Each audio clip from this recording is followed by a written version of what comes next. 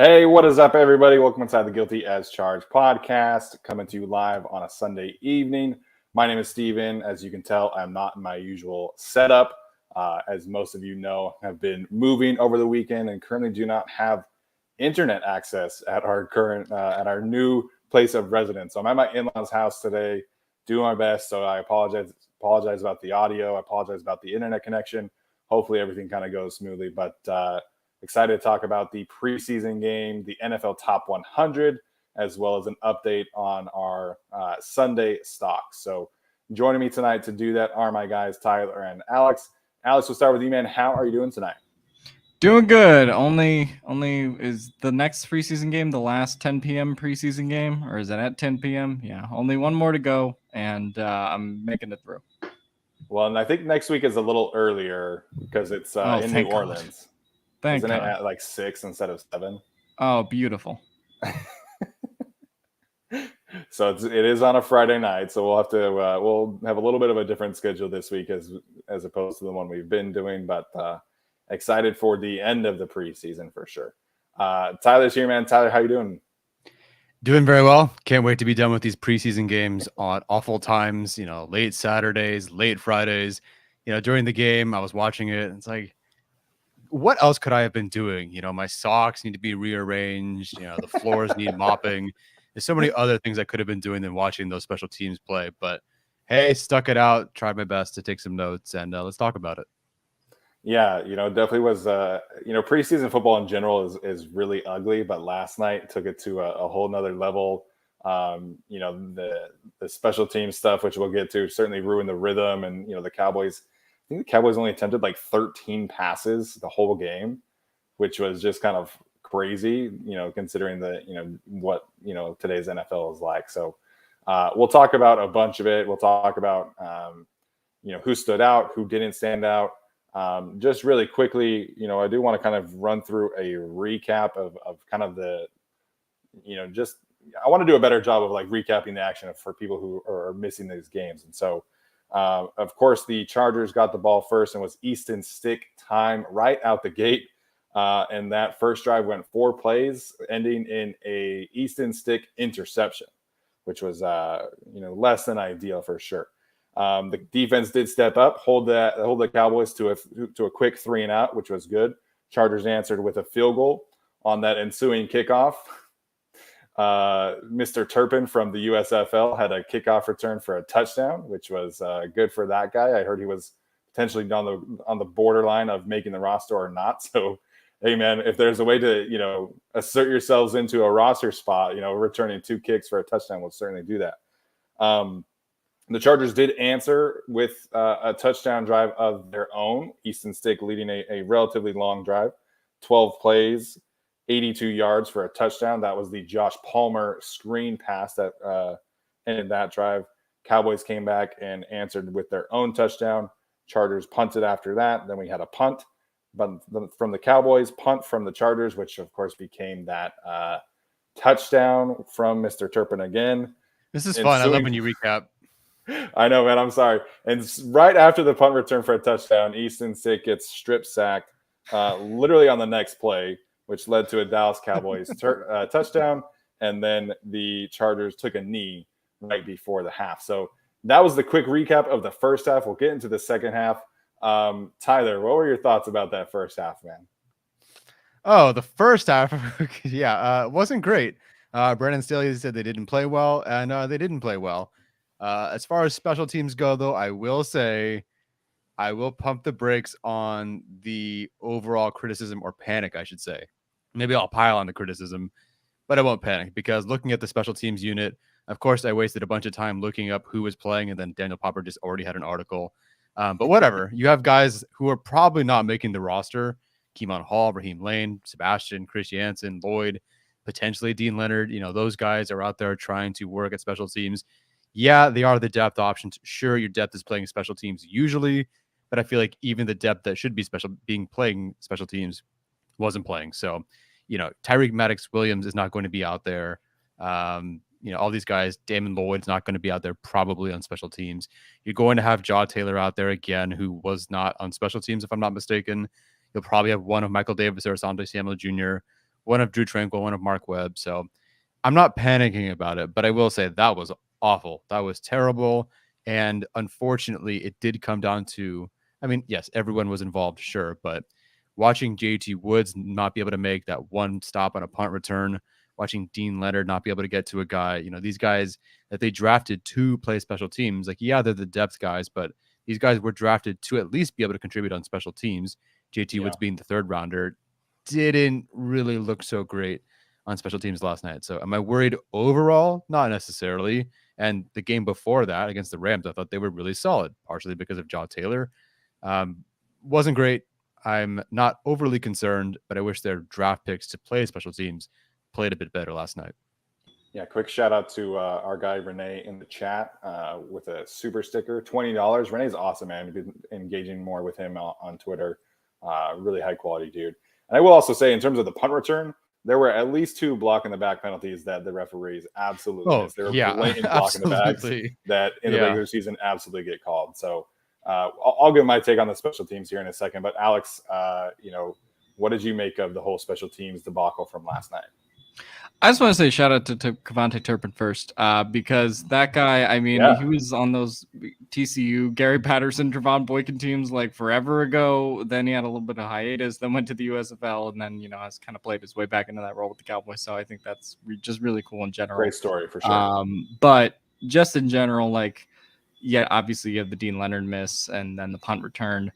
Overall not very good, and I felt like the special teams was slow more than anything else. Like they just didn't have the best punt coverage or the best kick return coverage on either of those plays. I'm not waving the panic flag or waving pressing the panic button on the special teams yet, but it did give me a little bit of hesitation, right? If someone like Dean Leonard is to kind of make the roster and play special teams role, someone like Jaw Taylor is to play a special teams role as well. Just the fact that those guys, didn't make the plays that they were kind of supposed to, it is a little bit disheartening. At the same time, anytime you give up a punt return and a kick return touchdown in the same preseason game, it's not great. And sure, some of those guys won't be out there. But I do think there are questions for, Ryan Ficken to answer for and just the speed and overall efficiency of the punt return and kick return units in general. So that's not something you want to see happen in a preseason game. I understood why it happened last night, but overall you want to see a lot more efficiency, especially for a team that has given up, some big plays in some of those moments before, previous Charger special teams, prior to last season, I would say, did give up some big punt returns, kick returns that, put the opposing offenses in position to succeed. So you don't want to do that come regular season. So not a lot of panic for me considering the players that will be on the field, like we mentioned. But just overall, not a great day in the special teams office in general. No, and then to Tyler's point, like, you're going to be swapping in Drew Tranquil. You're going to be swapping in, whoever is the loser of the CB4 battle or CB3 battle, between Michael Davis and Asante Samuel Jr. Jalen Guyton has taken a lot of reps at gunner.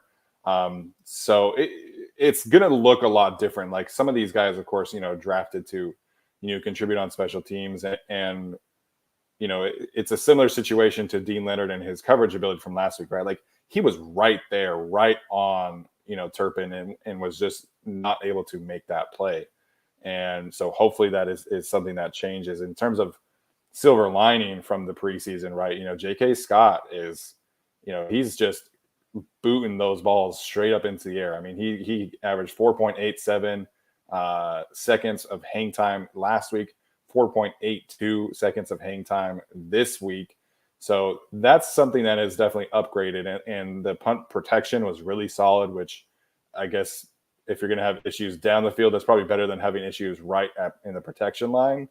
So, but either way, man, still not a great look. The kickoff return to me was definitely the bigger issue on both sides because Joe Reed, who we can certainly talk about later on, but I mean, Joe Reed tripped. He, hesitated big time and ended up, getting tackled on like the 4-yard line on one of his kick returns. So kickoff coverage, kick return to me was the bigger issue than the actual punt return.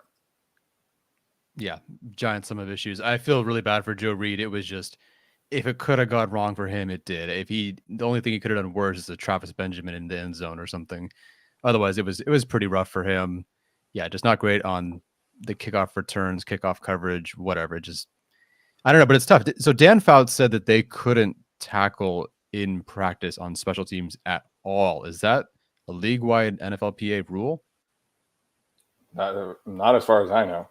I know most practices in general, you just kind of touch them or run by them, similar to how they do on defense. But I thought that you would be able to at least like hit the ball carrier. Yeah, I mean, I don't know how it is around the league. I know in Chargers practice, and we've talked about this, they're not taking guys to the ground. They've worked tackling drills. They've worked getting to the ball carrier, but they really have never worked putting those two things together yet. I don't recall if that was different last year, but still a problem. Hopefully they iron out those wrinkles moving forward. Yeah. And another quick shout out in terms of the super chat feature. I almost said Dalton Kincaid, who's the Utah tight end. It's not Dalton Kincaid. It's Brent Kincaid here with a super chat. Says, cut Daniel, keep Bandy, and oh my, please find a gunner on special teams. We'll certainly talk about the quarterback situation and of course, Michael Bandy today. But I had to give a quick shout out to him. All right, well, let's talk about Easton Stick in particular. And then we'll kind of dive in through the second half. I know people in the chat saying don't recap things. I'm sorry. I know that not everybody is watching these. Not everybody understands like the sequence of events. So wanted to kind of preface there. Alex, what did you make of Easton Stick's day from last night? Hype train died fast. Really bad. So I don't know. I didn't think the first Easton Stick preseason game was all that good last week, and I feel like he got a lot of hype on Twitter because of his rushing ability. Obviously demonstrated some of that this game on the big run against the Cowboys. But overall, as a passer, still kind of the same guy. Like, obviously can hit a couple nice throws in stride, hit a screen to Josh Palmer that resulted in a big gain. But it's still kind of the same guy to me who's going to be very hit or miss, particularly from a clean pocket. And that's kind of been the issue with Easton Stick for a while, which is why when people, talk about the upside of Easton Stick's athletic ability and all that he can do on the field, that's been the one major drawback, is that from a clean pocket, he just hasn't been able to do that, and kind of showed that again last night. Chase Daniel, more or less kind of the same thing we saw in game one from him. Didn't think it was the strongest performance either.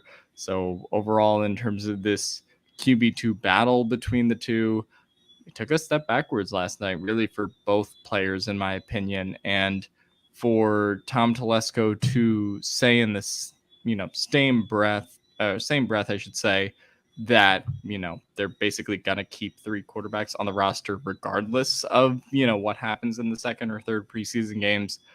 I think that's really bad. I don't think that they should do that, and I think it's a waste of roster space and waste of efficiency.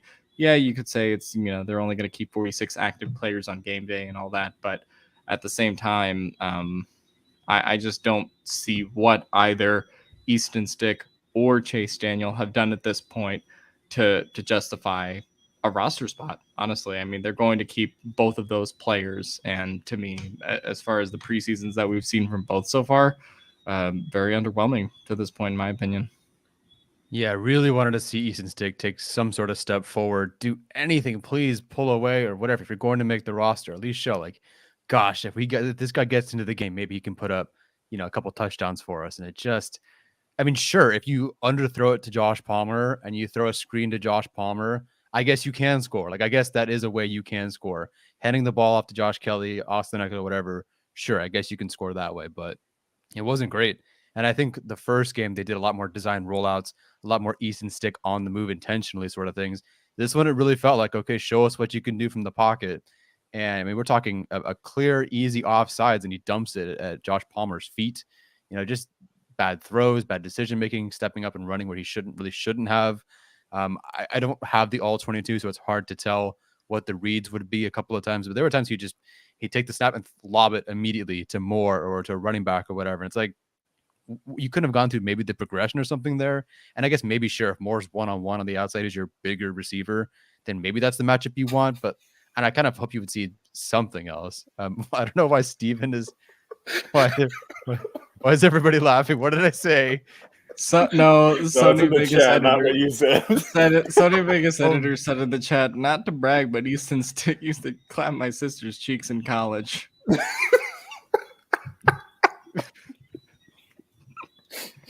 Well, it's probably really short because he can't sustain anything. He can't sustain drives, that's for sure. Very short drives. Wow. Thank you for sharing that with us, Sony Vegas editor. That's, we bond over, players and siblings. Anyway, what was I saying? So no. I'll keep us back on track. Okay. Okay. Here we go. Yeah. Major disappointment. Look, them keeping 3 quarterbacks, not a surprise. If we did a 53-man roster prediction tomorrow or today, I would say, yeah, they're probably keeping 3 quarterbacks. My issue is hearing Tom Telesco in the middle of the game while one quarterback looks bad and right in the middle of the other quarterback looking bad. Yeah, we're going to keep all 3. They're both going to be here. Who's the 2? Who's the 3? I don't know. We'll figure that out. But they're all 3 going to be here. Both those backups are going to be here. Meanwhile, Michael Bandy's out there catching his 47th pass of the preseason, and he's going to watch that replay and go, oh, okay, so you are keeping 3 quarterbacks, and I'm fighting for my life out there, and I might not even make the team. Like, despite the fact that I'm probably the preseason MVP of your team right now, I might not make it because you're going to keep 3 quarterbacks, 2 of which are awful or have been awful. No stock up for them whatsoever. So very, very frustrating. In that same vein, too, he did say, I don't know if you guys caught this or thought anything of it or nothing of it. Tom Telesco on the running back specifically said, I'm not worried about who's going to be the number 2 back. It doesn't really matter. It's going to be a running back by committee behind Austin. We're going to use them all. Does that sound like a GM who's about to keep 4 running backs as well to you? Because it kind of does. It sure does. And we've been saying that the whole preseason is that they're going to keep 3 quarterbacks and they're probably going to keep 4 running backs. And it's just unfortunate that it feels like they made that decision before a single preseason snap was played. And that's where we sit right now. Yeah, that's the fact that Telesco was up there saying that. I mean, I understand it's like a little local broadcast. It's not like he was on NFL Network or Pat McAfee's show talking about stuff like that. But, just outright admitting like, hey, we knew going in that we were going to have this roster constraint, and, that's what they're headed into. So in terms of Easton Stick, I want to, get back to his performance in particular. I thought last week, his ball placement was a little off, but I liked the decisions that he was making. For the most part, he was going to the right read. He was processing. He was running the offense at a higher level than what we had seen previously. And that was with the backups. And I was like, the backups, right? Like it was a 3rd string offense. And so fast forward to this game, and I was like, okay, he's playing with the starters. This is going to be his one opportunity to throw to Josh Palmer, to throw to Josh Kelly, and to throw to Jalen Guyton and everything like that. And it was just really, he was never able to get into a rhythm as a passer. And I didn't like the decisions he was making. The interception was a very, very small window of opportunity that Justin Herbert can make that throw. But, Justin Herbert's one of 6 or 7 quarterbacks on earth that can make that throw. And then, you look at the way that the offense is just kind of limited with Easton Stick, and they did a ton of work in the shotgun last night with Easton Stick. And that's not something that they normally want to do. This is something that Justin Herbert has talked about, that Chase Daniel has talked about. They want to do a lot of play action stuff. They want to do a lot of under the center concepts. And to me, that was kind of a rather large indictment of where Easton Stick is in his development and being just uncomfortable to go under center, which doesn't really make sense because that's what they did a lot of at North Dakota State. They are a pro-style offense. So I just didn't like how we saw him really kind of seem to take a step forward in his development, his decision-making process, how he can run the offense last week. And then this week, with better players around him, he takes a step back in pretty much every area, including ball placement, which was not exactly great in the first preseason game. Does that feel, though, more like, or as much indictment on then like Joe Lombardi then? Because you clearly have a player who has to be on the move, who have to generate easy passes for, and he didn't really do that like last week? Or do you think this is like, look, it's the preseason, we just have to evaluate you at this as this particular kind of passer? I think it's more of the latter, right? They're trying to figure out what exactly Easton Stick can and cannot do. And he's not getting a ton of reps, and that's not really his fault. He's been the third quarterback, and I totally get that. But we just haven't seen a ton of development. And there are ways throughout the offseason to make sure you are improving, as a passer. And we haven't seen much of that. So I know people don't really like to hear this, but neither quarterback is great, right? Like the backup quarterback situation is an issue, if anything happens to Justin Herbert. But to me, like it's still the same. I know that Chase Daniel can sit there, make reads, process, make the right decision, run the offense, and mentally handle that. And he's going to be consistent. He's not going to be the kind of guy who 1 week is going to be really good, and then the next week he's going to be really bad. He's just going to be fine. And just bad. But that's more workable to me than somebody who is up and down like we've seen from Easton Stick. And I wish it were different, right? To me, I would much rather live in a backup world where you're dealing with like a Tyrod Taylor, like an Andy Dalton kind of backup quarterback. But I can also understand why the Chargers would not want to pay that kind of player. So it's an issue, right? But I know what I'm getting in Chase Daniel. I know that he can handle the offense. And I don't know those things about Easton Stick. We just haven't seen him be consistently good in that department.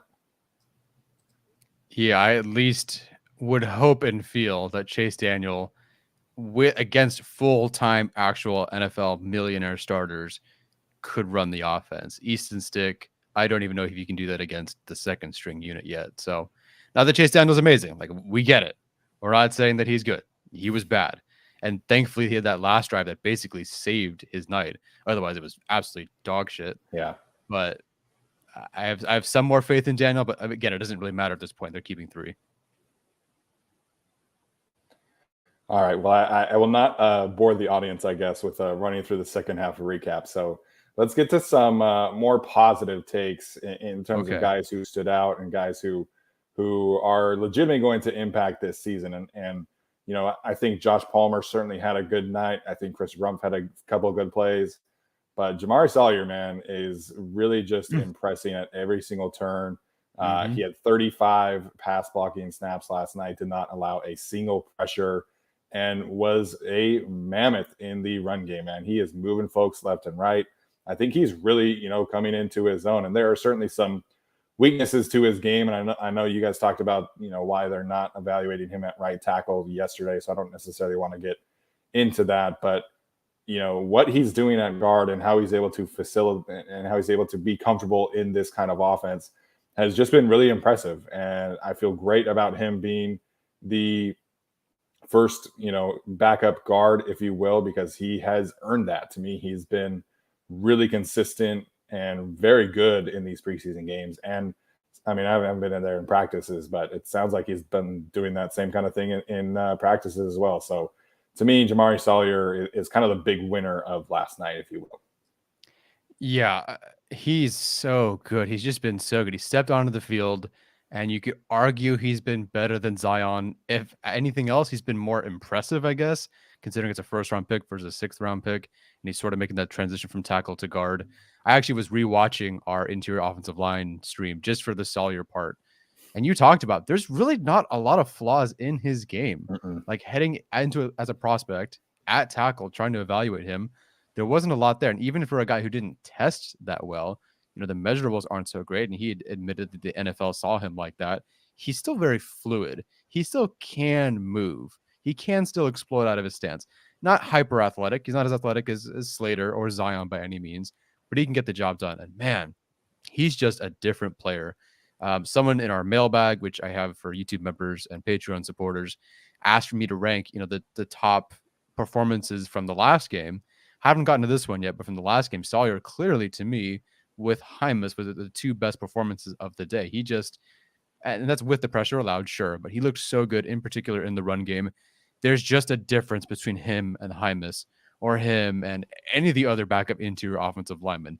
He moves people. He's fluid. He looks awesome out there. I'm not rushing him. I'm not cutting Filer next year for any reason, just because I think Salyer's that good. But man, he looks so good so far. I'm very, very pleased with it. Basically just translating perfectly. Everything you thought he was, he is and more. I'm really happy with his development so far. It's a big win for Nugent and Sean Serrett. Yep. Those guys so far. Yeah, I mean, for Zion to translate, in theory, Pipkins potentially got better. And for Salyer to already be transitioning and looking so good, I mean, hats off to them so far. Yeah, I think everything you've seen from Jamari Salyer so far in the preseason has been really good. Obviously continued that last night. Everything you've seen from Zion has been really solid, especially last night. So it's been a big win for the OL room, and the fact that he's kind of already, when we talk about Jamari, surpassed Jaimez on the depth chart, and who was just a pick last year by this coaching staff. I think is really just important to point out as a whole. Obviously, you talk about Josh Palmer. Michael Bandy continues the preseason on preseasons. If they are going to keep a wide receiver 6, it absolutely, has to be him. And I don't think that's going to happen at this point, because they're going to keep 3 quarterbacks and 4 running backs over someone like Michael Bandy, who's been balling out and looking like the preseason equivalent of Keenan Allen, in these games. But yeah, I mean, those have to be, you look at the wide receiver room, you look at the offensive line room, and those were definitely the big winners, if there were some in this Cowboys game. Not that there were many winners on the Chargers throughout the game, but those are the position groups that clearly did the best. Yeah, Tyler, what do you have Bandy at if you're including the scrimmage? What's the stat line at right now? 20 receptions on 26 targets for 180 yards and 2 touchdowns. And I'm sure his passer rating when targeted is awesome. Outside of that one, drop-ish interception, hot potato. Yeah. Just amazing so far. Yeah, in terms of passer rating when targeted last night, it was a perfect 142 with his 8 catches on 8 targets, and I think it was like 60 yards and a touchdown. So, I mean, Bandy has been really good, man. He's impressive with his route running. He's impressive after the catch. I think he's got a little bit more wiggle than a lot of people would think, just kind of looking at him and kind of looking at his physical profile. But no, he had a great night again last night, and that was with both quarterbacks, right? He had some catches with Stick. He had some catches with Chase Daniel, kind of like Tyler mentioned, kind of saving that offensive second half on that final drive. But I keep on getting this comment from a lot of people, and I agree with it, right? I don't have any concerns that Easton Stick would get claimed on waivers from somebody else. I definitely have a concern about Michael Bandy getting claimed from somebody else if they cut him. So Bandy's been great, man. He's earning a roster spot. I hope that's with the Chargers, but I do expect him to be on a roster this year somewhere. Yeah, basically a free receiver on the waiver wire who can get open short game, somewhat intermediate, probably could even get open deep, and he did that one play that Stick missed him just by a tiny bit. Hyper productive, 2 different quarterbacks that look good with him. I mean, just there's no way he's not going to be claimed on waivers by some team. Why wouldn't you want that on your team? Unless, of course, you'd like to keep 3 quarterbacks, 4 tight ends, 4 running backs, 6 fullbacks, and all that sort of stuff. 6 fullbacks. Can you imagine? All right, Tyler, anybody that you want to give a shout out for standing out last night? I will give Trey Pipkins a shout out for standing out in a positive way. Watching granted, they get 12 reps or whatever it is, 12 pass blocking reps and a couple of run blocking reps. So there's not a lot to go off of, but I do think after a pretty miserable Wednesday practice, I'm not sure how Thursday went, he not facing Micah Parsons and other guys looked very solid. I think he climbed to the second level in the run game very well. I think he blocked well. I think he does. Like I never watched Trey Pipkins, but I can still tell there's a different athlete, more explosive guy out of his stance this year. And it really showed last night. He was very smooth, gave up 0 pressure statistically anyway. I didn't have a single negatively blocked play for him. I thought he looked really solid. And a night where Storm Norton, I think, had 2 pressures, or at least by my count, 2 pressures, and should have been called on a holding. I think that went to Hunter, but everybody sort of held. I think Pipkins, for really the first time, took that step forward and got away from Storm Norton in this battle. And I think that he's maybe starting to finally pull away. I thought he looked really solid, and good for him for that. Yeah, there was a super chat earlier that I meant to bring up, and I apologize for not remembering who it was, but they were asking about Trey Pipkins and if he had done enough last night and kind of separating himself from Storm Norton. And initially, we shared this in the Discord, but initially, Pro Football Focus. Oh, it was Renee. Cool. Shout out to Renee again for the super chat there. But on the initial grade, PFF had Norton with 3 pressures and then 1 additional time that he was beaten. That didn't result in a pressure. So that ended up only being 1 pressure and then 1 time that he was beaten that did not result in a pressure. So it wasn't necessarily a super bad night for Storm Norton, but I think we've, at least in the preseason games, I think we've just kind of seen Trey be a little bit more consistent, which is kind of crazy to say. So I'm definitely not, trying to build a hype train, expecting him to be like this great player. But I do feel like Trey is kind of not separated himself, but he's inching closer and closer towards being the choice, in my opinion. And at this point, we'll just have to hope that they don't have many reps against Micah Parsons in the regular season. Yeah, I guess they won't, so that's good. No Cowboys on the schedule this year. Yeah. One of the benefits.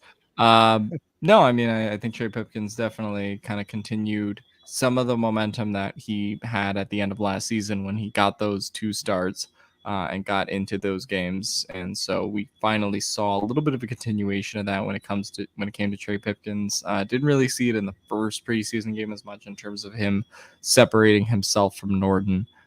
So I just really was pleased to finally see that Trey Pipkins, started to separate himself, because we sort of expected him to be the starter going in over Storm Norton. But the fact that we're finally starting to see some positive movement there is a good thing. Granted, it's against backup, edge rushers and against backup defensive linemen.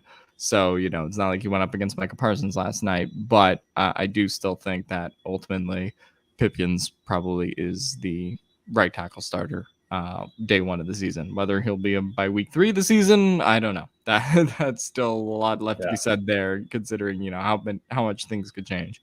But definitely last night was the first real positive step we've seen towards Trey Pipkins, gravitating towards that job. Yeah, Brandon Staley was asked about, he was asked a few weeks ago about would they ever consider rotating the guys, if Trey is a better matchup for this team, would they go to Storm for the next team or something like that? Which I was like, what are we doing here? But they'll pick a guy, right? And I think they'll stick with him. I think they showed last year with Storm that they'll be patient and they'll allow that guy to kind of get his chance. So, I think Trey, if he is the choice, will be better than Storm was last year.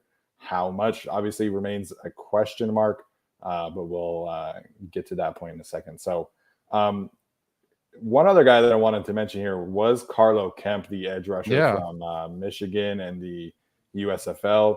I wasn't really expecting a ton out of him this year. I was messaged right after they signed him that he might be kind of a Morgan Fox type of player, more of an interior pass rusher. And, he could certainly do that. He weighs 290 pounds. He fits the profile a little bit more, but 3 pressures last night, 3 run stops as well. So just a really productive day for him. He got to play a ton of snaps last night because Emeka Egbule was out with an injury. So Jamal Davis and Carlo Kemp basically played the whole, second, third, and fourth quarters. And I thought Kemp played well, showed some good power, showed some good rush ability as well. Going to be interesting if Emeka misses time. Do they kind of give Carlo Kemp a little bit more of a chance than we initially thought? Again, this is the last week of the preseason, coming up. And so they got to make this decision quickly because, they got to figure out if it's Davis is going to be a 4th guy, if it's Emeka, if it's Carlo Kemp, or if it's none of the 3, if they just kind of roll with the 3 plus Kyle Van Noy. But I thought Kemp played pretty well last night. Yeah, he really did. There wasn't a whole lot going on in the pass rush department for the Chargers, but Kemp really stood out. They had pressures. I believe he had a pressure, and then there was a dump off, and he still ran down the field, made the tackle as well. Really good stuff. The pass broken up. Just great, like good stuff. Ty Shelby is supposedly coming back for that next game. I would assume Emeka Egbule is as well. I would be interested in them not letting Chris Rumph out there. Like you kind of know what you got. Yeah. He looks good. Sit him out. Let these 4 guys go at it, 4 guys go at it, and see what you get. I think Jamal Davis does have the lead there. I do think he inevitably is that guy. But it's nice to see someone like Carlo Kemp as, hey, you got to develop some guys. And I liked what Ty Shelby did at camp. Just he's been hurt, so it's nice to have a couple of guys you feel somewhat decent about potentially on your practice squad. Yeah, I definitely think coming away with the edge depth that's going to be on the roster, especially when Kyle Lanoy probably moves back to edge at some point, and then you have your Jamal Davis and Emeka Egbule who could potentially be on the roster, Carlo Kemp who could be on the practice squad. So I think it worked out really well all the way around. And if Carlo Kemp is sort of that practice squad guy, I think you feel really comfortable with him being your 6th or your 7th edge rusher in that capacity. So overall, really good night for him. Obviously, Emeka Egbule is coming off the 7 pressure game last week. So things going really well in the edge room. Can't say the same for the interior defensive line so far in the preseason, but the edge room definitely off to a pretty good start. Yeah, absolutely. All right. Well, anybody else that you guys want to mention in terms of more positive light before we talk about some duds? Let me see. No. Okay. Unfortunately, no. All right. So, I guess I'll start this one off too. In terms of duds, duds is a little bit strong considering where this player is at in his development. But I guess I have a question of when should we start being concerned about JT Woods and his ability to not finish plays. And it was really really obvious last night that he's not able to fully trust his technique, trust his athletic ability to go out there and finish these plays. And, in particular, the play that really stands out to me is that it was a swing pass. I think it was to their running back Davis. I think it might've been the tight end, but you see JT Woods just bolt down and get in position. And it was a great read. He was in there in a hurry. But then he hesitates, he pauses, and he's not able to make that tackle and ends up being a miss. He had 3 missed tackles on the night. So whether it was special teams, whether it was that specific tackle, I'm just seeing a lot of hesitation from JT Woods. And that's not really something that I saw on tape at college, right? I thought that there was some poor tackling technique for sure, but he was always very decisive and very downhill at Baylor, which is one of the reasons that I was excited about the pick. So Alex, I guess I'll start with you. How concerned about JT Woods are you, if at all? I wouldn't say I'm particularly concerned about JT Woods in terms of his long-term development. Definitely, rough out the gate here in terms of finishing plays. We've also seen that from Dean Leonard this preseason in terms of, just wrapping up tackles, finishing what should have been finished, or drawing some penalties. So I think JT Woods is definitely a little bit concerning, kind of just playing off that raw athleticism and getting the feel for the timing right now in the preseason. But this is sort of the time to make mistakes, I guess, if you are JT Woods, if you are Dean Leonard. And so I'm not terribly concerned at this point, and he's obviously kind of going to be brought in a little bit slowly with probably Alohi Gilman still on the team. We'll kind of see about Mark Webb. And obviously you have Derwin and Nas starting, so I still think JT Woods will be given his time to kind of be brokered into that Charger secondary that in terms of how Brandon Staley will want to use him. So not concerned yet. Still think the talent and obviously the speed that he'll play with in the NFL will play for itself, especially as he gets more reps and more opportunities. But definitely you saw just you could argue he was overdrafted a little bit, and just how raw, I guess, the potential is there for him to eventually get to that point of potentially replacing Nasir Adderley on this roster. So that's just how I felt about the JT Woods game last night. But obviously, I'm not terribly concerned. On a scale of 1 to 5, it's probably a 2. Yeah, Arjun scarily had the same thought that I did, which is that, is anyone getting Jaleel Adai vibes from JT Woods? As a strong safety, no. I thought Jaleel Adai was a good strong safety, but when they moved him to free, it was a bit odd and things didn't quite work out. Do I think he'll end up like that? No. But just based on what Yeah. was happening, that's kind of the vibe. That's the first thing that I thought of as well. Am I concerned about the missed tackles? Well, sure, but I'm not like concerned for his long-term future. I'm not worried that's going to be something that plagues him forever. Again, they are not tackling. Like these 2 games and maybe the scrimmage, excuse me, the joint practice with the Cowboys. That's kind of it for him. Like he basically hasn't tackled since college, and so he's still trying to figure out all that. And the mistakes are still there. It's still leaving his feet. He's not a big guy anyway, so guys are going to blow right through him. Yeah. Still ducking his head. Those things are all issues, but we all felt rewatching it that it was correctable. The concern I have is what you brought up, which is the hesitation, because JT Woods, we literally sat there and watched all of his missed tackles in college football last year. And most of them, if not all of them, he was right there. Like the instincts were there. It was great. He was fast, instinctive. He just couldn't make the tackle, but that's coachable. To see him now hesitate, that is actually a step back for him. So that's the more concerning part. Small sample size, it's 1 game. And I think these things can be cleaned up during the year. He's just going to have to make mistakes or make some good plays too. And it's going to be there. But that part is concerning. I do think at this point, you may have to keep 5 safeties. I just don't know if Mark Webb is not your free safety, deep safety like JT Wood's supposed to be. And I don't think they think he is either. And although he is that other guy, I think if he's healthy, you might have to keep 5 just to kind of let things calm down for a bit. Like, do you want to go right away and have JT out there versus the Chiefs and the Raiders to start the year? Like, I mean, maybe. I don't know. Maybe he shows up and does really, really well. Yeah. Not saying he's all that great. Don't get me wrong, but he's at a pretty solid camp. Mm-hmm. And I feel like the ceiling isn't there by any means, but I feel like, the floor is kind of there. And I feel like you might just get it consistently fine out of Alohi Gilman, whereas JT Woods, you just can't have these drive extending missed tackles. And there were. So that combined with him being a bit of a worry on special teams for the same reasons, not being able to either get down there or make the tackle or stay in his lane or whatever.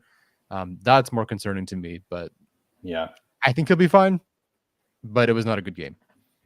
No, it wasn't. And then, you're talking about roster construction, right? I think like the 3 of us, kind of pictured like, okay, best case scenario, right? Like Mark Webb, he really kind of improves upon his, 2021 training camp. He becomes the guy that they're kind of hoping could play in the box, play some slot. He's been injured. He's practiced like 4 times in training camp so far. He has not played in either preseason game.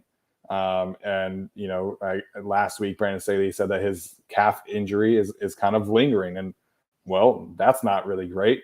Raheem Lane kind of comes on strong. We haven't really heard much about him. Didn't necessarily play bad yesterday, but didn't stand out either. And, JT Woods is kind of struggling. And so, we kind of pictured, okay, like you drafted JT, he's making the roster.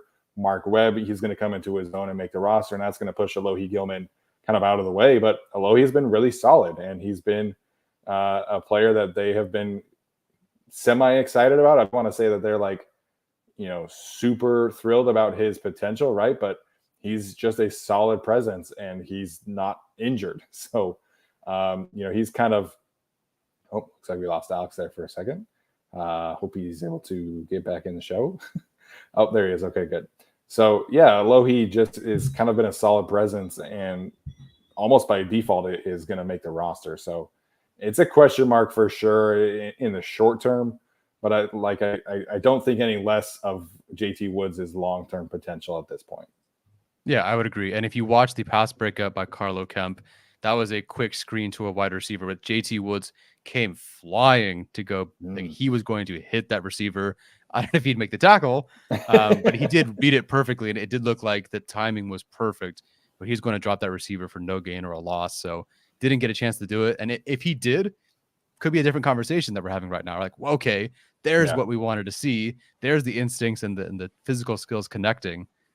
Didn't get a chance to do it, but that was there on tape. So that's good. Yeah. Alex, anybody that you want to bring up in terms of being a dud from yesterday?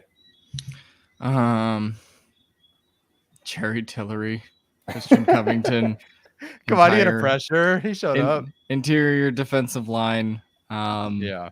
Yeah, last night was not good from an interior defensive line standpoint, and it made me a little bit concerned. Obviously, we're going to see Sebastian Joseph Day, Austin Johnson, and all those guys when the regular season comes around. But Jerry Tillery and Christian Covington are probably making this roster, and they're probably going to play relatively significant snaps. And to see the effort that they gave last night being relative zeros on the stat sheet and just not having that impact that they should have had in the run game at times, in the pass rush game at times. Morgan Fox kind of played okay. But aside from that, I thought Fox was fine. yeah, Fox was fine. But aside from that, pretty quiet night from the interior defensive line as a whole. And it's, kind of back-to-back weeks here for both Tillery and Covington. So the fact that you're not seeing more from those guys, and they do kind of view those two as pivotal cogs on the roster at this point, at least in terms of depth, that is the concerning part to me. Yeah, it definitely was not the Rams' performance where I thought the rotation overall outside of Jerry Tillery looked really solid. Of course, I thought Fehoko looked fine. I thought Gaziano looked great. Gaziano's not going to make it, unfortunately, but he looked really good. How do I feel about this group? I think Covington flashed a bit. He flashed more than the first game, I think. And I think even absolutely. Statistically, I think he did as well. But yeah, don't feel super great. I'm curious. It felt like Fajoko's snaps, maybe I'm wrong, but it felt like his snaps took a step back in terms of the rotation. Maybe he did more snaps.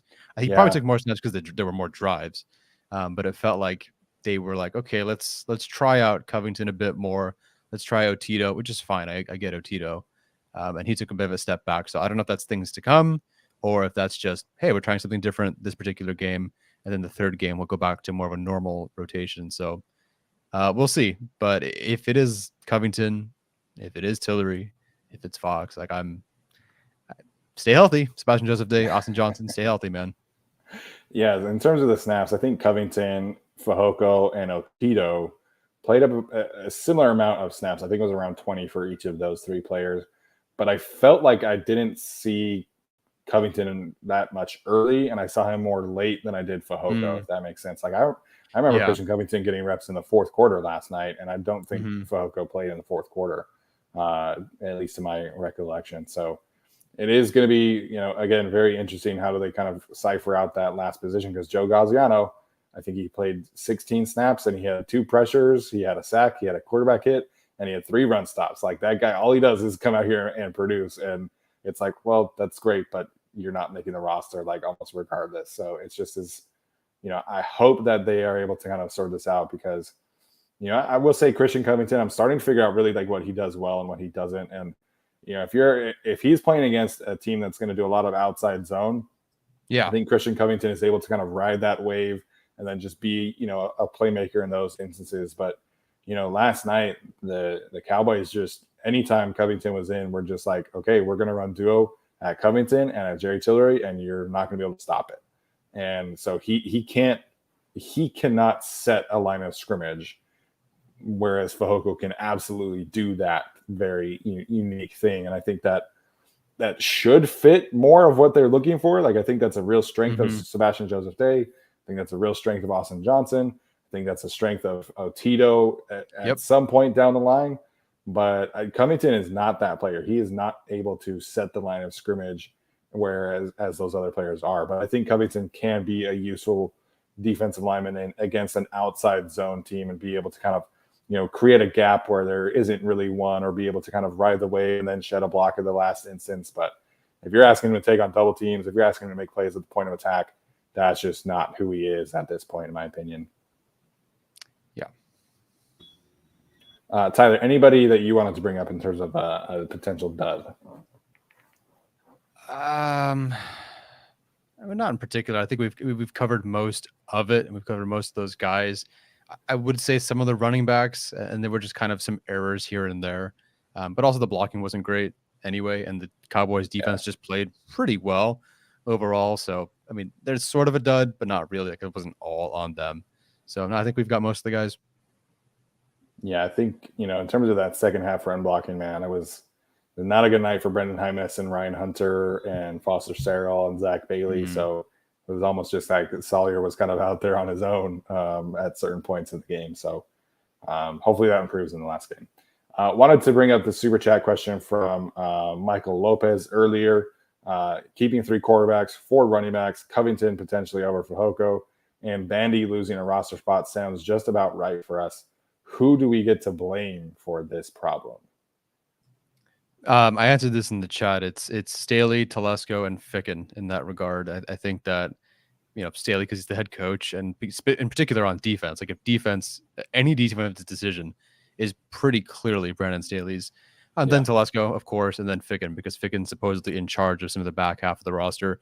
Probably not Covington and Fehoko related, but in terms of the running backs and the wide receivers, and probably DBs, those things. I think he's definitely involved with that. So not that if they keep Roundtree, like, oh, Ryan Ficken, like he pounded the table for Larry Roundtree. Probably not. But Larry Roundtree on the opening kickoff is one of the wings next to Xander Horvath. So he is a starter last night on special teams. So I guess, sure, you could blame him. But it's really those 3 guys. But it all starts with Staley. It's his roster. Yeah. I mean, as much as you're going to give Staley the praise for anything that happens with this team, I mean, he could decide to keep 2 quarterbacks if he wanted. He could probably decide to keep 3 running backs if he wanted. But here we sit here, and Tom Telesco is just kind of doing the same things he used to do, and it doesn't really seem like Staley, who has relative roster control in these kind of situations, is standing up to him or changing his mind on those sort of things. So I do think it's the collective brain trust, as Tyler said. Yeah, absolutely. I agree with that order, and it absolutely is in terms of defensive personnel, like it is Staley, right? We heard in the interview with Haley Elwood that Jay Rogers has noticed that Braden Fehoko is a much better player this year. We just have to hope that he's not the only one noticing that. So we'll see. All right, let's get to our Sunday stocks. We'll do a quick update there, and then we got some takes about the NFL Top 100 we got to get to for sure. I was not expecting 53 minutes of the preseason game, but it's all good. So we'll run through our Sunday night stocks pretty quickly here. Okay. Is this mine? Mine's up first? Okay. This is yours. I feel like Trey, we can say stock up. I would personally. Yeah. Asante, I almost say you have to go back down to 10. Michael Davis taking the bulk of the reps this week. So I think that's fair. Have to hold on Parham. I would say back down for JT. I don't know what to do with Bryce Callahan. I mean, he's fantastic. He's a great player for them. Yeah, I'm fine with that. Chris Rumpf, I would say hold at the 6. I have him at 5 already. Yeah, just hold. Okay, so hold is good. Dean, hold at the 2, I think is fair. I might go down to 1. Who, Hymus? No, Dean. Oh, we're holding him. Okay. I would say hold for Dean, because I don't think he was bad last night outside of like the one special teams play. Yeah, it didn't get worse from the Rams game. Yeah. Hymus, I could go down or hold. Hold's fine. Nick Neiman, hold. French, he's already at a 1. He was cut. -1. 0? Like, I guess 0. What if he gets cut? I'll take a 0 on French, I guess. It's fine. Okay. Just put the GTA like wasted in the value chart.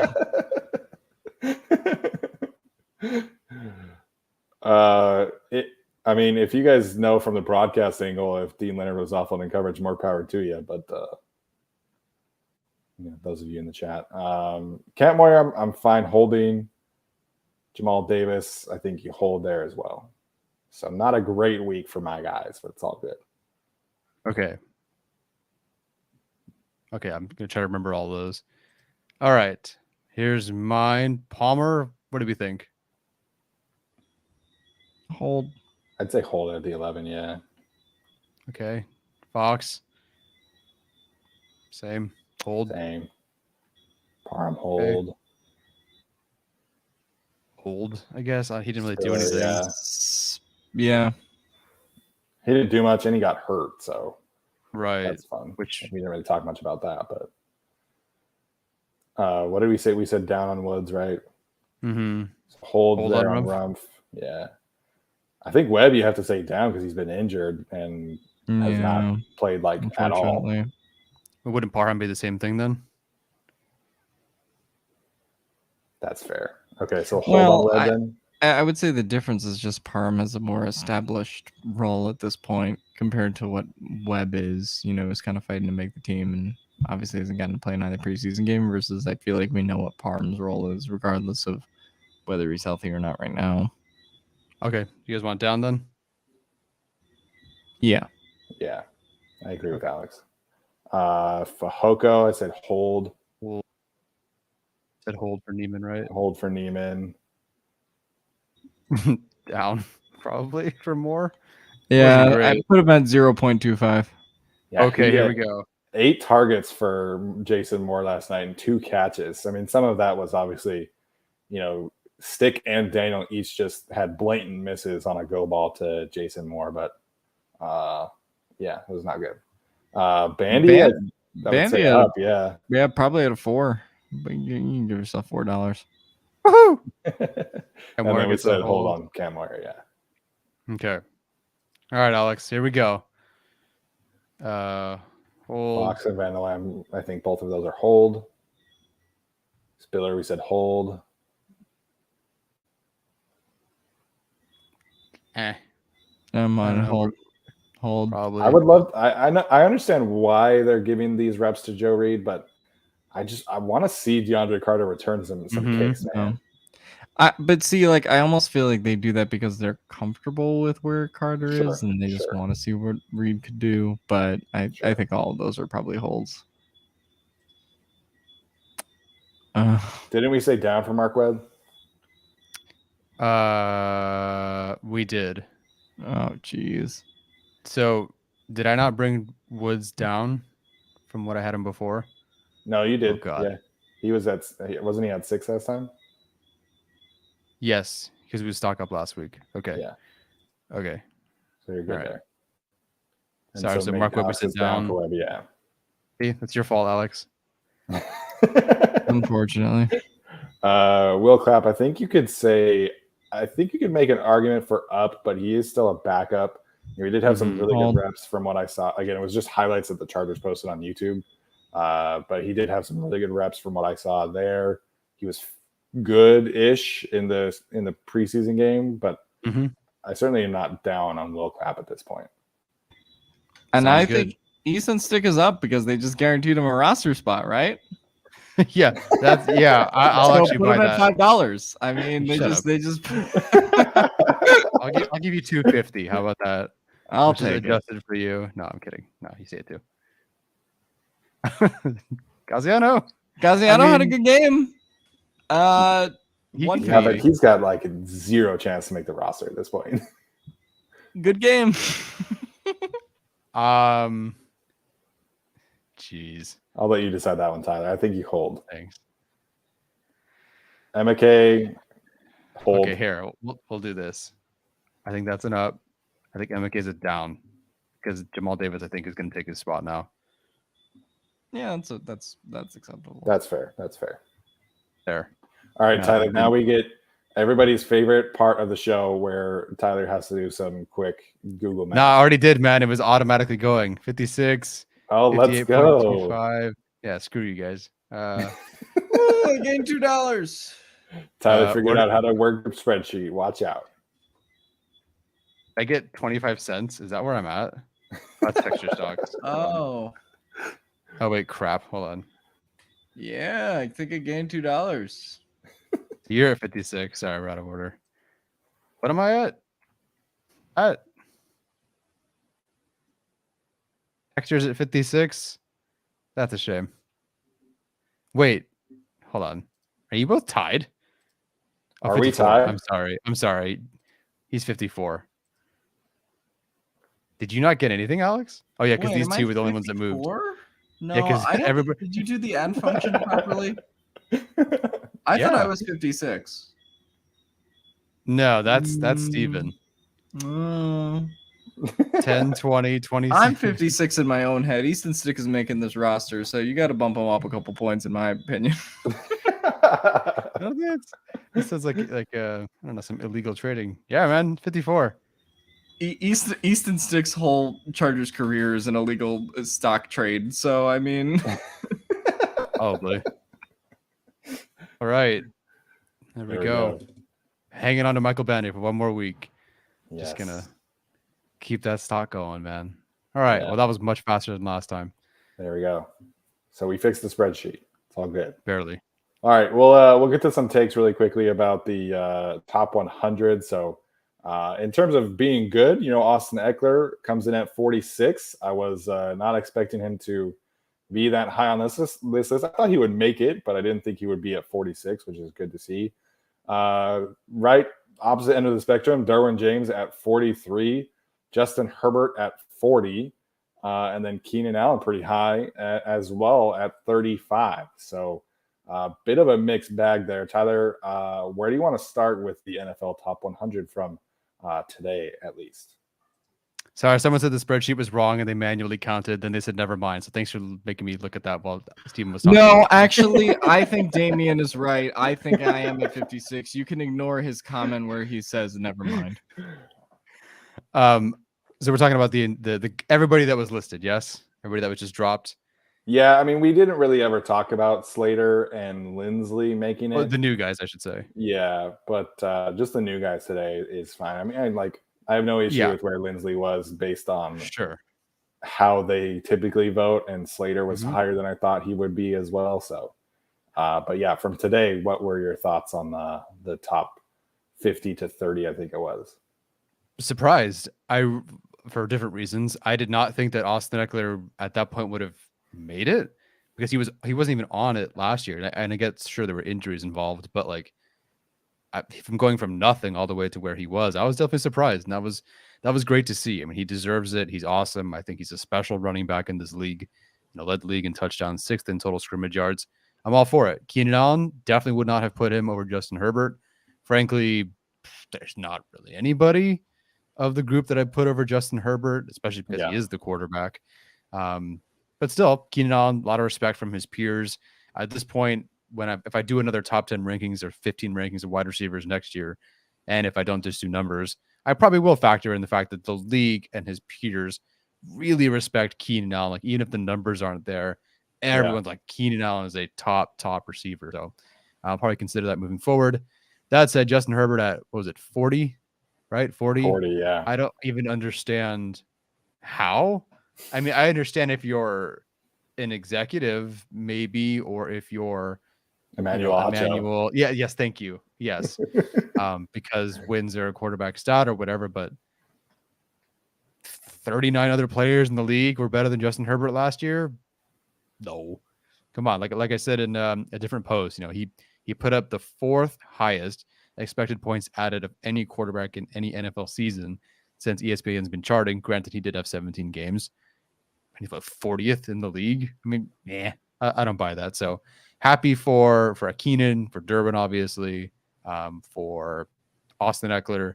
I mean, happy for Justin Herbert too. It's just a bit of surprise that he wasn't that high. And like everybody else says, in the chat, or as soon as Herbert's ranking was released, Burrow's probably going to be in the top 15, despite the fact that he didn't really have that much of a better season. But his team went further, so he'll be up 25 spots higher. Yeah, the whole vibe in Justin Herbert's montage was pretty cool. Like, you would have thought that guy was like a top 10 player based off of just the players that they were talking and the way that they were talking about him, the music and everything like that. So I don't know, man, 39 players in the NFL better than Justin Herbert was last year is just crazy to me. And I mean, obviously I'm not asking all these players to look at EPA per play, but the man was 2nd or 3rd in basically every, passing category. He's been shattering records left and right. And I know for a fact everybody was watching that Sunday Night Football game. So in week 18, that is. So, put some respect on our guy's name. There's not 39 players in the league better than him. And I think if you ask any, Joey's going to be higher than this, of course, and it sounds like JC Jackson will as well. But I think if you ask people to like really rank, the Chargers top 10 players, and I think we did something similar there, at least in terms of tiers and things like that. But Justin Herbert is number one. And I think Joey Bosa is one of the best edge rushers in the league. I think you're talking about Derwin James as the top safety in the league. But Justin Herbert is the Chargers' best player, and I think he should have been voted as such by the players. But he's not their most important player. JC Jackson is. I know. I remember. I said important for this specific season, not for, Yeah, I got you.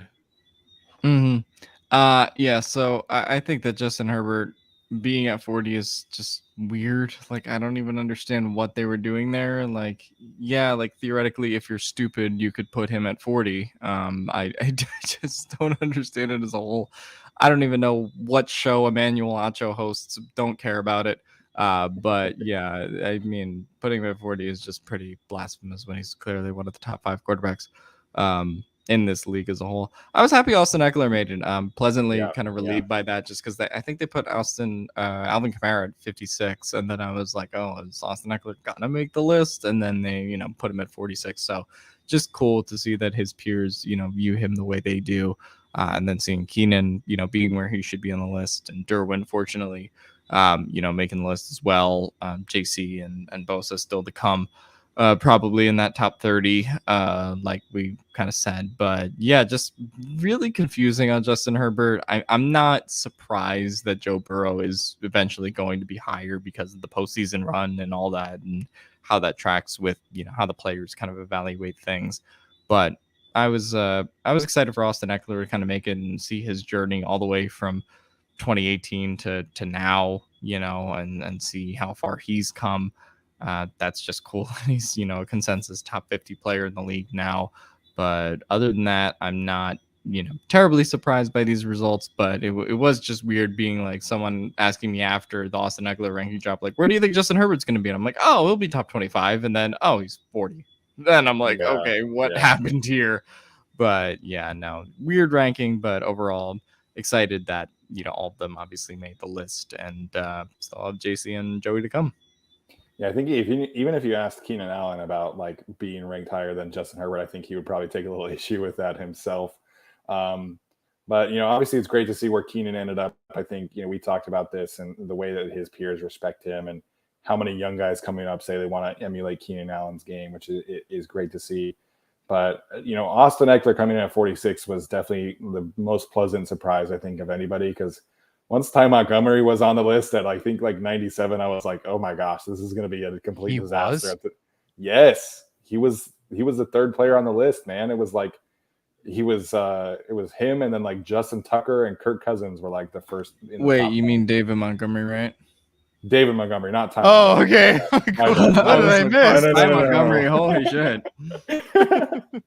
Sorry, not Ty Montgomery. David Montgomery. I mean, still not a great player by any means, but once they put him there, I was like, oh my gosh, is Austin going to make this list? Like, what is happening right now? So him at 46 was really cool to see, but Derwin and Justin, man, way too low. Change the narrative. There you go. All right. So like I mentioned, we'll have a little bit of a different schedule this week because the Chargers play on Friday. So we'll nail that down. We'll let you guys know as soon as we have that. Alex, any final thoughts for the evening before we head out? Nope. Happy that we're finally almost at the end of the preseason, and then we got one more game on Friday. Then we get to completely overreact, and people will shit on us for the final 53-man roster cut down episode. Very excited for that, but just excited to see how this progresses. I think we'll be okay, because I think they're going to make some decisions that everybody hates, and we'll just kind of ride that wave, But I just remember that I was called stupid when I said that cutting Tyron Johnson was dumb. And then when we do the same thing for Bandy and other people this year, then do you think you're smarter than Brandon Staley? No, but I think that that's dumb. I think you have a point there, Alex, for sure. But we'll do our. I think for the most part, in terms of predicting the roster, I feel good probably about like 48 of the spots. We'll figure out. A lot of it depends on injuries and who can come back this week or not. But we'll probably do our final roster prediction on Saturday. If we'll see how that goes in terms of the final preseason game. But like I said, we'll let you guys know. Tyler, any final thoughts, man? No. No, for our audio audience, obviously Tyler just typed into our chat. Big thanks to everybody for tuning in and had a really good audience and turnout for tonight, even after a blowout loss in the preseason. So excited to get to the regular season games, all the big stuff that matters. And we'll obviously have you guys covered there. So that's going to do it for us tonight. Hope everybody has a good evening. If you have a teacher in your life, make sure and show them some extra love as everybody gets headed back to school this week. I know it's a little bit stressful in the Hagelin household right now with all of that. And of course, we've been moving. So if you know a teacher, give them a hug, give them a shout out as they have to deal with all your crazy kids and getting back to school. So appreciate everybody working in the educational world. So that's going to do it. We'll see you guys later. Have a good one.